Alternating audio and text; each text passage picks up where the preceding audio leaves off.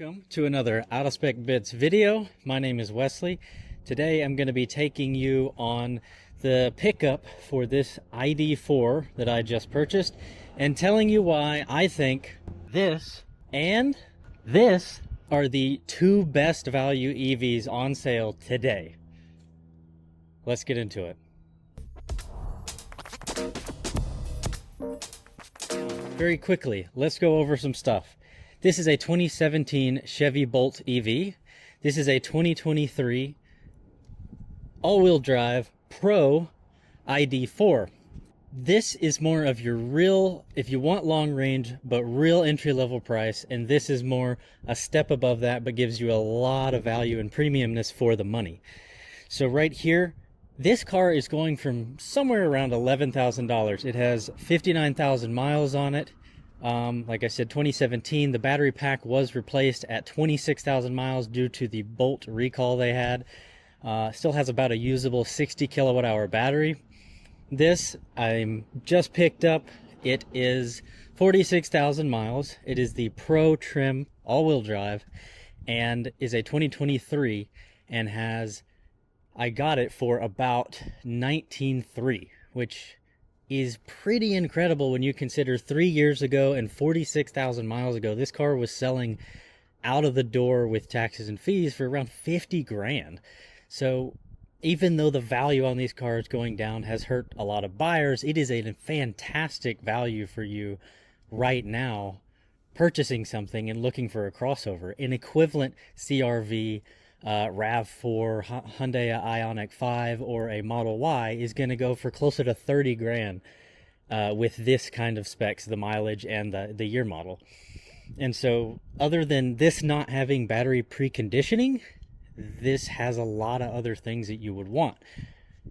This, on the other hand, at the more $10,000 area, doesn't have battery preconditioning, very slow charging, but is a fantastic car for that price. If you need a second car or you just want an around town vehicle, this is fantastic. So I'm going to get on with things. I'm going to take you back to the morning where I started the day to go pick this car up. And at the end of all this, we're going to go see Kyle and Scott at the Out of Spec track and ask them what they think about things. I just got to recharged here in Richmond. So right over here is my 2023 ID.4 all-wheel drive Pro. So kind of the mid-trim. I'm not going to go over too much detail about the car in general because you can find a lot of reviews online about that stuff right now. But I'm about to talk to someone and give you details on the dealer, why I chose the dealer, why I think this is a really good choice if you're looking for a used EV. They're very knowledgeable, especially for people that maybe family members that aren't as knowledgeable as people watching this a lot of times.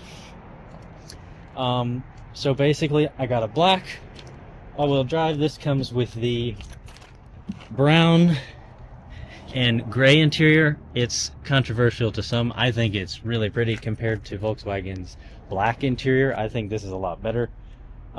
So let me go over real quick the price for this. So if you say the ID.4 really is competitive with like a RAV4, CRV kind of class, Model Y, Ioniq 5, those go probably with this mileage. So this has 46,000 miles and is a 2023, still has a few thousand miles of bumper-to-bumper warranty on it.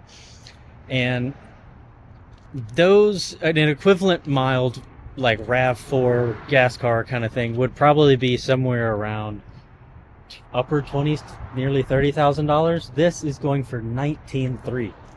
So that's kind of what I was getting to in the video, is that this is really a phenomenal value for this car. I mean, you're talking 170 kilowatts of DC fast charging.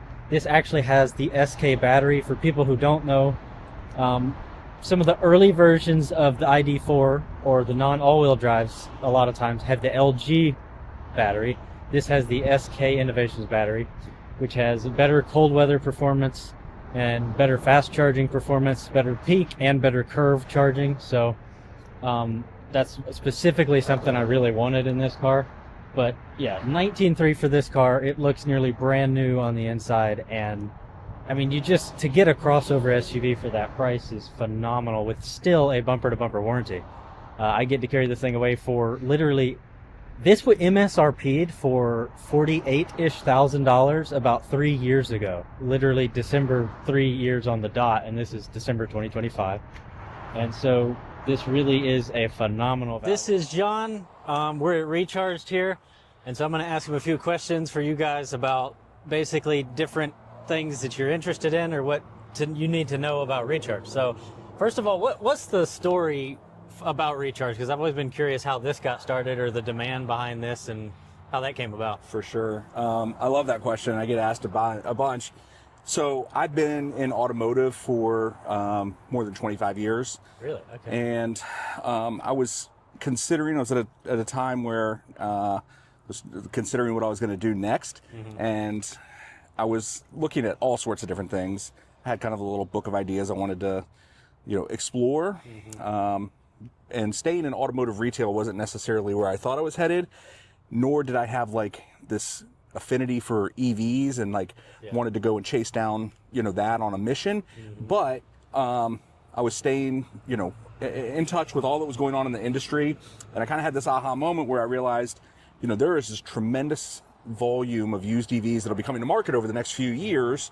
And there's really nobody to serve those buyers.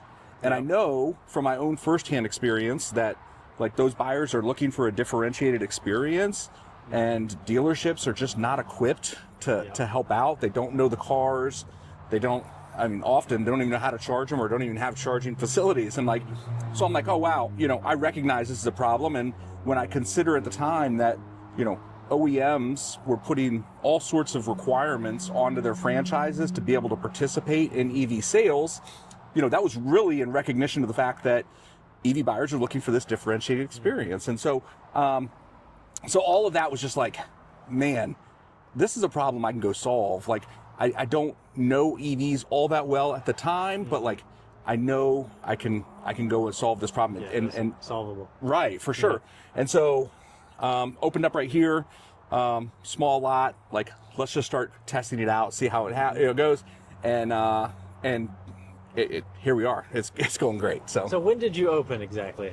Yeah, so we are quickly coming up on 3 years now. 3 years. Okay, so it would have been only a few months after I got my first Bolt from them about 2 years ago. So, right. Yeah, that's awesome. So very cool to see and taking advantage of a market like that, because I had thought years ago as EVs were getting more used, I was like that it really eliminates the issue for the dealer issues selling new for manufacturers like that, and so you can kind of come in here and do your own thing. Yeah, that's very, very cool. Well, one of the things too that as I considered what I already knew about the industry and how buyers interact with web pages and just their entire shopping experience, really to offer what EV buyers were looking for, you needed to kind of bolt on some new pieces, right? Mm-hmm. So you consider any used car purchase, there's some inspection that happens on the vehicle. I can get a Carfax or an auto check report to get history. I can go to these different web pages and try to understand pricing and whether or not all of these things are good values. And now with an EV, there's a bit more technology and battery that's going to be introduced as well. Yeah. And without a place like Recharged existing, then as a buyer, it's one more journey I have to take to go and find the information to buy the car. So I was like, why don't we pull all of this together, and not just in Recharge, but also create this Recharge score report, mm-hmm. where we can pull, market value, vehicle history, and battery health all into one score and help buyers think through okay, is this a car I want to consider or not? So instead of oil change histories, you got battery health histories, right? Right, correct. A little different with that. That's cool. So I have wondered how, coming into the end of September, how has the EV tax credit going away affected used cars here? Because I know that was probably a nice cushion to have, and where you could give somebody a better price than it actually was, and you can, it helps the dealer, I'm sure. For sure. Listen, it was very exciting to participate. We were a point of sale dealer. To be able to give people a $4,000 credit on a car at the time that they buy it is awesome. People were getting cars that were priced under $25,000, then picking up another $4,000. So essentially, they're paying $20,000 for used EVs. Now, that model is different than like the model that set out to build and that we're operating under today. So typically, we expect to sell cars that are somewhere in that $31,000 price, which matches what most used car buyers are out transacting at. And so when we're selling 20,000, it's just different. We had to find different cars, but we really, you depleted the market of all that inventory as the tax credit expired at the end of September, and you pulled forward a lot of demand from Q4 into Q3 and sold a lot of cars, quickly at the end. So we sold all of our inventory down, very disciplined manner to get rid of that at the end of the quarter. And then the inventory today, again, average sales price on our inventory is around $31,000 right now. And so the things that I like, you have to work really hard to find good inventory to sell at that price point. So we were working really hard to find that, and it got harder and harder as the tax credit came closer to expiration. But the other thing was that unfortunately, our industry does not have a great reputation at all times. And when you introduce something like a $4,000 tax credit, there are dealers who unfortunately find a way to take advantage of that. And so where, there is generally a pushback to used electric vehicles from dealers, there were some dealers who leaned in and were like, okay, let's find a way to take this $4,000 tax credit and make it work for us. And it really made for a crappy experience for some people because, dealers were doing some nefarious things to list these cars with prices that and so just all of those things. And it was at the end of it, I was like, I'm kind of glad, let the tax credit go away, leave this to the pros, we'll handle it, and that's where we are today. I wondered what percentage of dealers that were doing that were just kind of fudging the numbers by listing the car higher, but then with the tax credit, they list the car with the tax credit price, and then they end up taking and pocketing that money rather than giving all of that to the customer, which is really what it was meant to do. There were cars listed that we know don't qualify based on a number of factors. Oh, really? Whether it was their history, whether it was the price that they were being offered for, but they were being advertised as being able to get the tax credit. And what a lot of buyers were finding is they would show up to these places and, the car that seemed like the deal was too good to be true, they'd show up to the dealer and they'd say, okay, yeah, you can get it at that price. However, you have to buy this, this, and this with it. And it's going to add on $8,000, and you have to finance it with us, and you have da-da-da-da-da. And they're like, whoa, this is, and that's just the kind of thing that, we hate to see. For us, as much as we're focused on, creating this differentiated experience for EV buying, we also want to differentiate the entire buying experience. And, make it somewhere where somebody can come in, buy a car in minutes, essentially, and skip all this crazy negotiation and pressure and it should just be fun. And I've seen that firsthand when I got my Bolt, and now it's just a totally different night and day experience. Yeah, we'll love to hear it. It really has been fantastic. So let me see if I've got any other questions here, and I don't want to forget.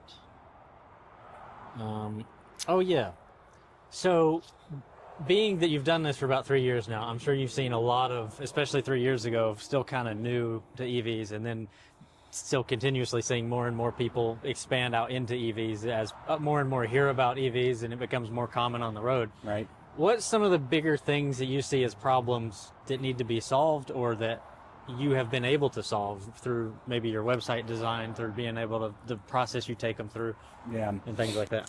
Well, I think I probably came into it with an idea what I thought people would have the biggest challenge in thinking through EV ownership, and that probably hasn't been exactly what the case has been. What we have found is everybody's situation is different, and so we really try not to just take somebody for their word when they walk in the door, and we teach our team to be both empathetic and curious, and so understand what it is that somebody's trying to accomplish and why they're trying to accomplish that, so that we don't just assume that they've figured it all out on their own, and that we help them get into a car that makes sense for them and the way that they're going to live. So, we have found people that have come in super excited about a car that has, you know, not enough range for their lifestyle, and redirected them, and they have a better ownership experience. Because unfortunately, like in the case that we don't exist, and they go and make that purchase on their own, they really don't find out until later, like, this is it's terrible. And now I'm not a proponent of EVs at all, right? And so charging, you know, and the solution's not the same for everybody. Some people can charge at home, others can't. You know, people have different routes for travel, and just kind of like help consider all of those things and make sure that they understand how it is that they can charge their vehicle. That's probably like number one, right? Like, how am I going to keep this thing? Being a better educator for the consumer rather than just trying to get a car out of the door and sell it. 100%. Yeah, and that's kind of what I felt here, but it's also, I can see that being an important thing, because just me talking to a lot of people over the years about EVs, I've been in it for many years, so you do see a lot of misconceptions, but also people who are like, okay, well, maybe don't go for that because of this, this, and this, because you like to do this. And so, I love to see that, because that's a very important thing, especially as infrastructure is still building up and these are still new and people don't know. So, no, for sure. I think that's all I have, so I appreciate it, John. Yeah, man, Wesley. Yeah, thank you very much. Thank you. We appreciate you coming back again. Absolutely. Thanks, man. Good morning. So this is the morning after picking up the ID.4. I had some things I wanted to run over that were interesting.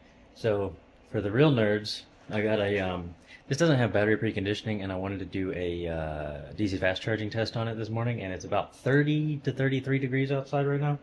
So I put it in last night with a space heater, and so I've got the garage warmed up a little bit. It will help somewhat.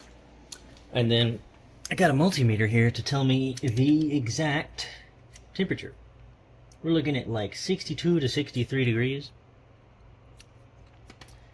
And that's probably put the temperature in here over normal up by like 10 to 13 degrees. But so I had missed an exit last night coming home and got here with 4%, which was a little lower than I was intending. And some interesting things I noted was that I don't know if this car has been drained down very far or not. So I plugged it in up to about 13% so that it was still very low where I could drive to the charger and then get a good fast charging session. But I unplugged it at 13% and I got here this morning and it was at 18%, which is a huge discrepancy from when I unplugged it. And I'm thinking that maybe there's some recalibration, that this battery had not been down that low in either a long time or almost ever, because a lot of people, they may just drive it between like 50 and 80% and you never have that full calibration. So by draining it low and keeping it low, it may have done a recalibration. I don't know, but that's a 5% swing overnight. That's kind of huge. The other thing I noticed is that I'll bring you over here in just a second. If I come over here to navigation and select the map here, my location is ? I don't know. Where is this? Way out in the ocean up on the... Oh, Boston. Okay, yeah, no, that's definitely not where I'm at. I'm in North Carolina. So I have done a hard reset by holding this power button and some stuff I've looked up to do. Nothing's fixing that, and it's caused an issue where the charge port seems to lock and it won't unlock, and apparently those can run together. So I'm going to go, this still has bumper-to-bumper warranty, so I'm going to go by Volkswagen today and actually get them to take a look. From what I've looked up, it could be a GPS antenna, and if that's the case, that would just be a warranty thing they're just going to replace. But so far, so good. That's the only thing I've seen or noticed that seems to be a problem, but I'm going to take it by there and see what they say about it, and I'll let y'all know. Well, this is awesome news. At probably 60, maybe, I don't have my OBD reader working on here yet, maybe somewhere around upper 60 degrees. I did a little bit of yo-yoing on the way here. We are getting the full 175 kilowatts that the SK battery should be getting, and this is from a version 3 supercharger. And so that's exciting news. All is well in that department. So Wes just showed up over here at the track. Dude, congrats on the ID.4. Thank you. Got a great deal for it. I'm excited. So yeah, Looks nice. I mean, I'm surprised that it's got such fresh rubber on there. I mean, a couple laps will take care of that. But yeah, I think they just replaced them, but yeah, it won't be long if we can get it on the track. I'll just get new tires anyway. So yeah, we got to do some performance testing, and we have a couple great tire sponsors. So hey, today's your first. thank you. It's your first official out of spec day. It is. I'm a proud little baby starting out, but you know, learning, growing. It's going well. So how'd the buying experience go with Recharge? They were good? Yeah, it's honestly a phenomenal experience, and I say that from I bought my Bolt, it's a 2017 Bolt, about 2 years ago, and it was the best dealer experience I've ever had, and I kind of fell in love with that at the time with them, and I was like, well, I'm going to buy my next car from them. So looking around, I was just like, they do the testing for battery health, and they put that on their website. They give you an idea of the range. So especially for newbies that don't know EVs, they take care of educating people so well, and that's What was your battery health? It was 94%, which seems to be fairly accurate, but I've tried to kind of guesstimate based on how much energy I'm taking out of it, and it seems to be pretty close to that. Okay, we can do a proper degradation test. I think they said it was about 60% DC charge, so oh, wow. I don't know how much that affected things, but usually with these cars, they don't seem to be hugely affected by DC charging, but I agree. We'll see. As long as the temperature is managed, DC charging doesn't seem to be that bad for these electric cars. So yeah, I mean, dude, looks great. I can't wait to run it through testing. We're gonna have to put it through the ringer. Absolutely. Got the show you the brown. Love it. Light interior. This is the same interior that our buddy Steven had. We used an ID.4 on our race to Vegas. Oh, yeah? Yep. I actually like it. It's kind of old man spec, but I think it looks better. I think the black feels kind of bland in these. I agree. And so, one other fun thing I'm going to show you. Oh, no way. You have a frunk. What? Let me explain this. Okay. There's a guy that sells on Etsy that's out of Durham. I don't know the name right off. You can look it up. These are 3D printed brackets that go along. They fit onto this mount. And you can take whatever container. He recommended a recycling bin. This is what I had, and it fit, so I just did it. You just cut a chunk out for fitting into the roof, and you have a tiny frunk where I can keep my cable out of the way so it's not in the car, like just shuffling around and just in my way. It's pretty sick. Way. So it didn't come like this. You've already modified this. Yeah, I just bought it for... You could make another one here. So there's a guy in Europe. Again, can't remember the name because it's too expensive. I didn't want to look at it. He has one that'll go from here, and it flushes all the way down into this. Oh, like a full tub. And so it actually covers the entire thing. And so I just thought that was a fun, dorky little thing. Volkswagen could have done that. Oh, 100%. You see this friggin' space in here? Yeah, but they didn't. This fits below the freaking hood. And it's just like, how in the world did they not do that? I don't know. That's hilarious. Yeah. So... sounds like a freaking awesome deal. You're going to be piling the miles on this thing commuting here. But, you know, good test. Yeah. We'll run some videos and get some battery degradation, how it's holding up, any things I notice. One fact too, in the video and everything else, and concluding all this, I mentioned earlier in a few days ago that I had a GPS antenna module issue, which was the car thought I was outside of Boston in the ocean. So basically I took that to Volkswagen. They held it all day and then waited till the last minute, and then they tried to initiate putting modules to sleep, they said, and then they were like, oh, come get it the next day. I was like, no, I need it the next day. And then I went and picked it up anyway, and they took it out of the sleep mode and, you know, not to reset it all night, and it fixed itself. Oh, so starting to put it to sleep and then bringing it back out just fixed it, and I've not had a problem. I mean, it's only been a day or so, but so far it knows where it's at. And my phone was giving me weather because it shares the GPS data from the car to my phone. It's giving me weather for Boston. And I was like, this is so infuriating. It's like, it's going to snow tomorrow. Actually, we're in North Carolina. Yeah. That's amazing. Yeah. Dude, so it's fixed. Yeah. It's just under 50,000 miles, right? Mm-hmm. And you're ready to rock and roll. So subscribe to Out of Spec Testing. That's going to be the channel you'll be mostly on. Yep. And can't wait to do some more updates on this car. I'm so glad that you've got it. And yeah, you've got the good battery, the SK. Yeah, that's one thing I really wanted. And it had the all-wheel drive I wanted, SK. And so I was like, for the price, $19,300, I was like, you can't hardly beat that for that. That's what I was like, that's a pretty good deal. Pretty good deal. Especially. So let's go set a one lap with it. I might. I don't know. Maybe once it breaks in a little bit, it's too new to me right now. That's all right. We'll get them to understand how cars are properly broken in around here. All right, Wes, congrats on that. Congrats on joining Out of Spec. And dude, cool car, cool video. We'll see y'all in another one again soon.